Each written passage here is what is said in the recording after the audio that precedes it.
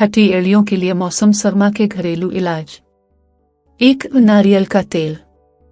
रात को सोने से पहले एड़ियों पर नारियल के तेल से अच्छी तरह मसाज करें। मोजे पहनकर रात भर लगा रहने दें।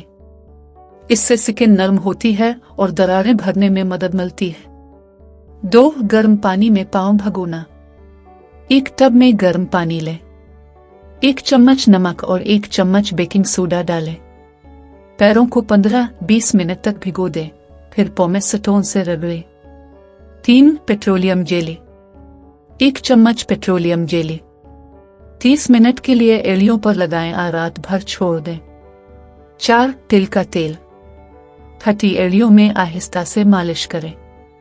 5 एलोवेरा। एलोवेरा जेल लगाएं और 20 मिनट और रात भर छोड़ दें। एड़ियों को नरम जराबों से ढांप कर रखिए।